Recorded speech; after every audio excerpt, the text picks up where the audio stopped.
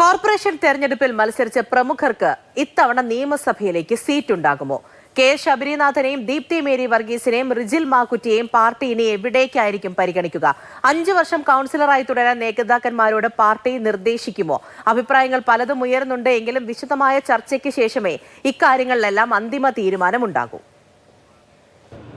കഴിഞ്ഞ തദ്ദേശ തിരഞ്ഞെടുപ്പിലെ UDFന്റെ മിന്നും വിജയത്തിന് പ്രധാന കാരണങ്ങളിലൊന്ന് അതിശക്തരായ പ്രമുഖരായ സ്ഥാനാർത്ഥികളെ രംഗത്തിറക്കിയതാണ്.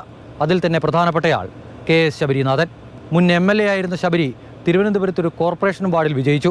ശബരി 5 വർഷവും കൗൺസിലറായി തുടരുമോ? ഒരു സാധ്യതയുമില്ല എന്നുള്ളതാണ് പുറത്തുവരുന്ന വിവരങ്ങൾ. ശബരി തിരുവനന്തപുരം സെൻട്രൽ സീറ്റിൽ നിന്നും നിയമസഭയിലേക്ക് മത്സരിക്കാൻ ആഗ്രഹിക്കുന്നു. മത്സരിച്ചാൽ വിജയം ഉറപ്പായെന്നുള്ളതാണ് ശബരിയോട് അടുപ്പമുള്ള കേന്ദ്രങ്ങൾ വ്യക്തമാക്കുന്നത്. പക്ഷേ ആ സീറ്റിൽ മറ്റു ചില പേരുകൾ കൂടി പരിഗണനയിലുണ്ട്. അതിൽ പ്രധാനപ്പെട്ടത് BS ശിവകുമാറാണ്. പണ്ട് ശിവകുമാർ മത്സരിച്ച് വിജയിച്ച സീറ്റാണ് തിരുവനന്തപുരം സെൻട്രൽ. അതോടൊപ്പം CP ജോണിന്റെ പേരും മണ്ഡലത്തിൽ സജീവ ചർച്ചയാണ്. CP ജോണിനെ മണ്ഡലത്തിൽ മത്സരിപ്പിച്ചാലും വിജയിപ്പിക്കാൻ കഴിയുമെന്നുള്ളതാണ് കോൺഗ്രസിന്റെ പ്രതീക്ഷ.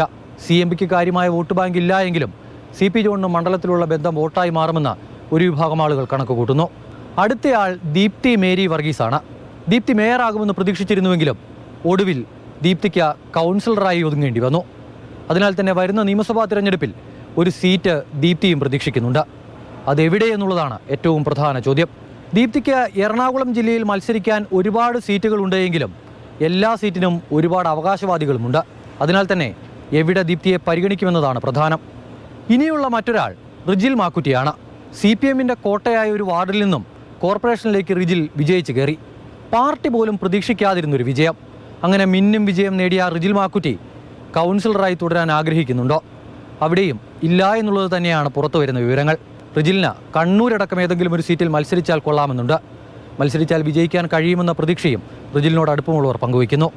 പക്ഷേ ഈ കാര്യത്തിലെല്ലാം തീരുമാനമുണ്ടാകേണ്ടത് കോൺഗ്രസ് നേതൃത്വത്തിൻ്റെ ഭാഗത്തു നിന്നുമാണ്. കഴിഞ്ഞ തദ്ദേശ തിരഞ്ഞെടുപ്പിൽ വിജയിച്ച ആളുകൾക്ക് സീറ്റ് നൽകേണ്ട എന്നൊരു പൊതു തീരുമാനമുണ്ടായാൽ ഇവരെല്ലാം മാറി നിൽക്കേണ്ടി വരും. അല്ലായെങ്കിൽ എല്ലാവർക്കും നിയമസഭയിലേക്ക് സീറ്റുണ്ടാകുമെന്നാണ് പ്രതീക്ഷിക്കുന്നത്. അമൽ തേനമ്പറമ്പിൽ, മാതൃഭൂമി ന്യൂസ്, തിരുവനന്തപുരം.